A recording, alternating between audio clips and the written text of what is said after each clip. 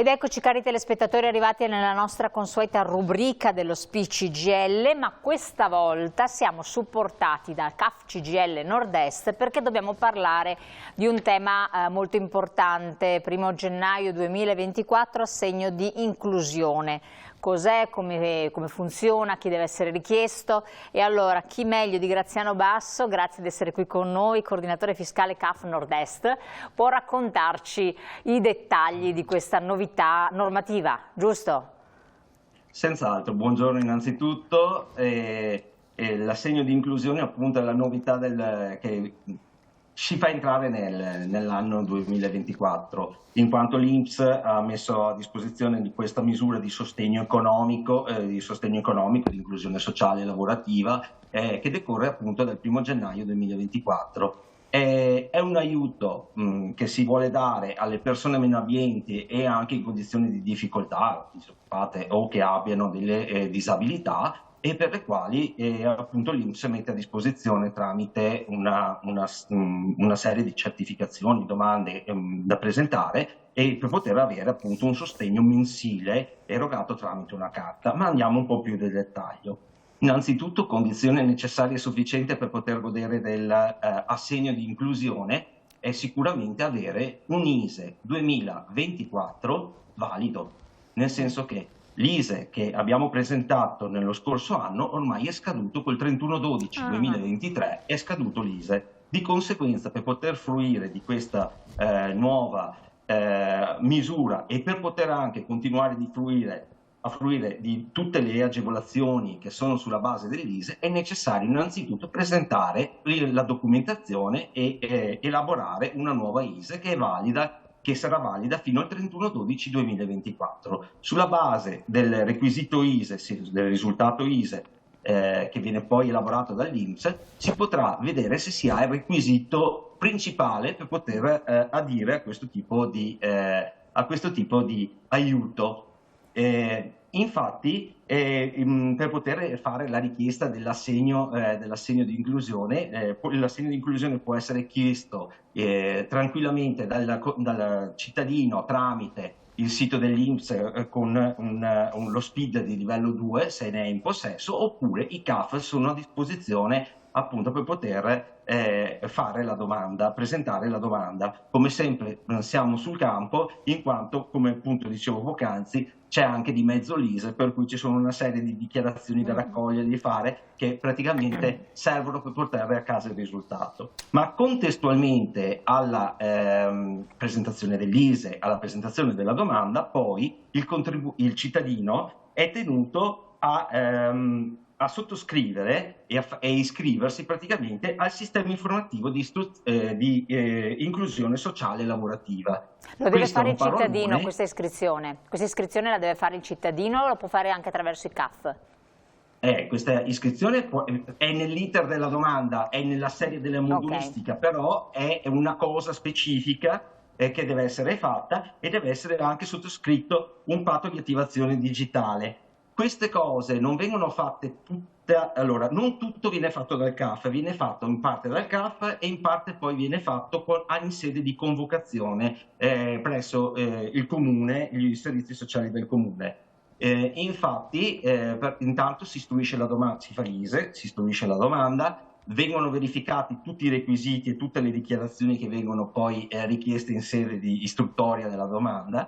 Il comune poi convoca i cittadini interessati dal beneficio e successivamente fa un colloquio per vedere quelle che sono le loro esigenze, se queste persone devono essere instradate nel mondo del lavoro, se per caso non hanno conseguito un titolo di studio, non hanno l'istruzione obbligatoria, verranno instradate nei confronti di un sistema anche di istruzione, per cui nel patto che verranno a sottoscrivere ci sarà una parte relativa al conseguimento almeno di un titolo di studio.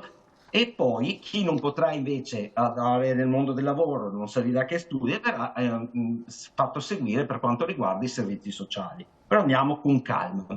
Allora, andiamo alla seconda slide, che così partiamo con i requisiti essenziali. Sì, quindi andiamo indietro. Sì. Sì. così riusciamo a dare un attimo di indicazioni. Questa l'abbiamo appena vista, quella che ho appena illustrato, per cui possiamo chiedere... Quella successiva, andiamo. Eccolo qua. L'ADI può essere riconosciuto appunto solo ai nuclei familiari con un ISEE superiore ai 9.360 euro. Non superiore. Non superiore. È un reddito molto basso, perché sì. in teoria dovrebbe andare a agevolare le persone che non hanno lavoro, che non hanno modo di avere un reddito di sostentamento tale per il proprio sostentamento nell'anno. E poi che abbiano almeno un componente in una delle seguenti condizioni. Ci deve essere almeno un componente del nucleo familiare che abbia una disabilità, oppure sia minorenne, o che abbia almeno 60 anni di età e con condizioni di svantaggio, e inserito oppure in programma di cura, di assistenza e servizi sociosanitari territoriali certificati dalla pubblica amministrazione. Cosa vuol dire situazione in condizioni di vantaggio, svantaggio? Le persone sono quelle persone a carico dei servizi per le persone con disabilità, sono tutte quelle persone che sono a carico dei servizi per le dipendenze. Ecco, chiedo una precisazione: la persona minorenne o con almeno 60 anni di età deve essere in condizioni di svantaggio, e anche la persona con disabilità deve essere così, oppure è opzionale, o con disabilità o minorenne o con almeno 60 anni di età o in svantaggio? Deve esserci almeno un componente che si trovi in una di queste condizioni. Quindi può essere almeno 60 anni. Sarà quel componente che potrà beneficiare della cosa. Quindi se ha 62 anni ma non è in condizioni di svantaggio e non è inserito in un programma, può chiederlo? Sì, in teoria. Perfetto. In teoria, per come è scritta. Però, come stavo dicendo, le condizioni di svantaggio potrebbero essere molteplici, per cui potrebbero essere legate a persone che sono legate a servizi per la disabilità, servizi per ci sono varie opzioni. Sì, poi ci sono anche i servizi, le persone che sono tutelate in quanto vittime di violenza, oppure che sono legati a servizi per cure psichiatriche, oppure che ci sono persone che sono senza tetto e sono indigenti e sono praticamente riconosciuti tramite un apposito registro, sono senza fissa dimora e praticamente sono riconosciute dai comuni e sono già note ai servizi sociali che possono ottenere questo tipo di agevolazione. Che importo ha questo ADI? Che importo? L'ADI dipende molto, l'importo dipende molto dalla sua costituzione, per cui è erogato sulla base di 2 quote. Abbiamo un'integrazione del reddito familiare, una componente di integrazione del reddito familiare che è quella principale, e poi c'è che è la quota A, e la quota B che è un'integrazione al reddito dei nuclei familiari in affitto con contratto regolarmente registrato, per cui bisogna essere in affitto con contratto regolarmente registrato e conseguentemente viene riconosciuta anche questa quota. Per quanto riguarda la componente A, se andiamo alla slide successiva, viene specificato che praticamente l'integrazione del reddito è fino alla soglia dei 6.000 euro annui, oppure può essere innalzata a 7.560 euro annui se il nucleo è composto da persone tutte di età superiore ai 67 anni, oppure di età pari o superiori ai 67 anni, e da altri familiari che hanno condizioni di disabilità grave e di non autosufficienza. Poi questa quota può essere modificata, aumentata in base a una scala di equivalenza, ovvero può essere moltiplicata fino a 2,3 volte in base al numero di componenti che risultano minori in base all'ISEE, oppure che risultano minori e che risultano over 60, oppure non autosufficienti, e tutte queste cose devono risultare dall'ISEE tutta la documentazione che deve essere prodotta corredo della domanda. Mentre per quanto riguarda se le persone che richiedono l'ADI sono anche in affitto, è prevista anche la quota di integrazione per la quota del contratto regolarmente registrato, che è la slide successiva. E quindi vediamo l'importo dell'ADI, la quota B praticamente, eccola qua. Sì, abbiamo la quota B, abbiamo un importo che può essere calcolato fino a un massimo di 3.360 euro, che sarebbe l'equivalente a un contributo di circa 280 euro mensili per quanto riguarda la copertura del pagamento del contratto di locazione. Questo in linea di massima sarebbero i valori, però come torno a dire non c'è un valore fisso, perché ogni nucleo, ogni richiedente in base alla propria condizione patrimoniale, economica e proprio Certo. fisica anche, Può dar vita a oltre delle che di età, modifiche, sì, potrebbe variare perché può essere moltiplicato. Vediamo Quello è il massimo. l'erogazione dell'ADI come viene Sì. erogata, perché Praticamente l'erogazione dell'ADI avviene tramite praticamente una carta di inclusione che viene messa a disposizione da Poste Italiane. Una volta prodotta la domanda, una volta prodotto l'ISEE, una volta prodotto tutta la documentazione, praticamente il comune verifica i requisiti del nucleo familiare o del richiedente e praticamente convoca il nucleo per una valutazione di tutte le esigenze relative al nucleo stesso, per cui determinerà che le persone che dovranno essere convogliate verso un'attività lavorativa oppure un percorso di studio per sopperire agli obblighi del percorso scolastico, oppure se non ricorrono verranno praticamente instradate verso la tutela.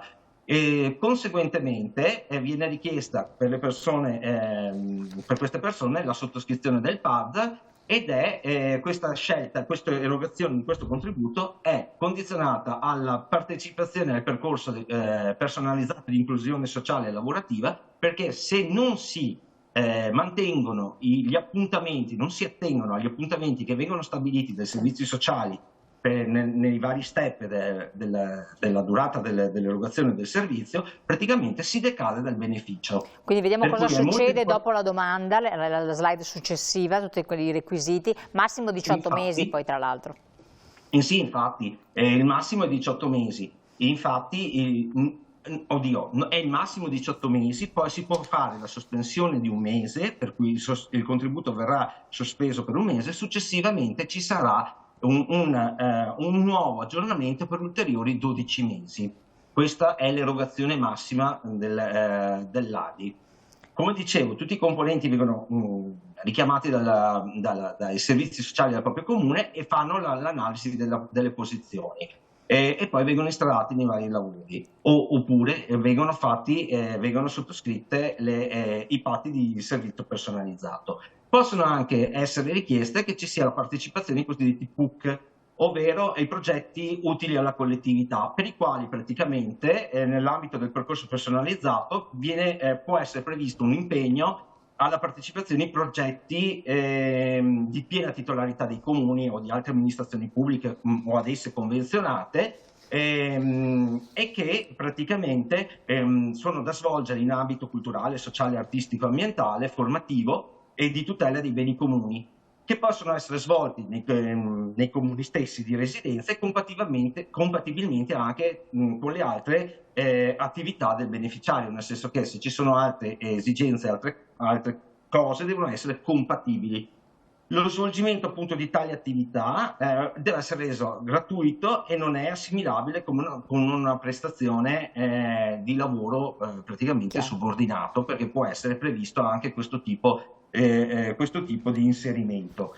Allora, vediamo anche un attimo la slide sui centri CAF, che siamo in chiusura, quali sono i centri, sì. Tanto mentre lei finisce i nostri telespettatori possono leggere quali sono i centri a cui rivolgersi. Naturalmente per quanto riguarda la verifica dei requisiti, naturalmente l'INPS verificherà tutti i requisiti per vedere che l'erogazione sia corretta e tutti rispettino tutti i requisiti richiesti dalla norma, per cui ci saranno i dati messi a disposizione dei comuni, sarà un incrocio di dati messi a disposizione dei comuni, dal Ministero dell'Interno, dal Ministero della Giustizia, dal Ministero dell'Istruzione, dall'Anagrafe tributaria, dal registro automobilistico. Sono tutti dati che verranno incrociati al fine di evitare che vengano erogate poi illecitamente delle somme. Oltretutto, la cosa principale da rispettare e che mi sento anche vivamente di consigliare è quando si rilasciano i recapiti all'atto della domanda, che siano essi numeri di telefono, sì, e mail, sono essenziali per poter poi mettere in atto tutti gli appuntamenti successivi, per cui bisogna essere reperibili. Certo. I cittadini hanno l'obbligo poi, dopo la prima convocazione, ogni 90 giorni di presentarsi ai servizi sociali, ai patronati, a seconda di quello che verrà indicato, sì, dal piano, per poter rinnovare e confermare le condizioni per l'erogazione del servizio. Per cui ci sono anche queste forme di controllo. Perfetto. C'è anche questa forma di controllo, è stata introdotta anche per il fatto che all'ADI può essere riconosciuta anche per le persone che hanno un permesso di soggiorno, di lunga, come si dice, di lungo soggiorno, perfetto. di lunga permanenza, sì. E l'assenza dal territorio nazionale non può essere superiore ai 2-4 mesi. Di conseguenza questi appuntamenti trimestrali andrebbero a verificare che la persona sia comunque presente in sede di erogazione del servizio. Allora, siamo in chiusura, battuta di chiusura? Prego. Allora, io dico sempre, innanzitutto, partiamo con l'ISEE. Non c'è fretta per avere l'ADI, perché tanto, anche se non si riesce ad avere subito, a concludere tutto l'iter entro il mese di gennaio o febbraio, non si perde nulla, si è solamente una posticipazione della rata successiva. Praticamente, comunque, tutto il beneficio, i 18 mesi verranno comunque erogati. Invece di essere riconosciuti da gennaio verranno riconosciuti da febbraio oppure da marzo, ma tutti i 18 mesi spettano comunque. Non è che ci sia un limite temporale prefissato, per cui non serve fare le corse, si può andare tranquillamente, basta incominciare, prepararsi tutto e verificare sicuramente quelle che sono le condizioni patrimoniali e reddituali tramite l'ISEE, per cui predisporsi con tutta tranquillità la documentazione. Graziano Basso, grazie mille, è stato bravissimo nel tempo a disposizione a sintetizzare tutto. Invito i nostri telespettatori a recarsi presso le sedi del CAF CGIL Nord-Est, che abbiamo anche fatto vedere, presenti sul territorio, comunque sono ovunque in modo capillare anche nei comuni più piccoli, rispettare tutti quanti i requisiti poi per evitare ripercussioni e conseguenze e di non rispettare le normative di legge. Allora, grazie al coordinatore fiscale CAF Nord-Est, è stato qui con noi, e voi telespettatori lascio alla pubblicità. Usciamo da questo spazio, da questa rubrica in collaborazione con lo SPICIGL del Veneto, e ritorneremo in studio con altri ospiti. Grazie, a tra poco.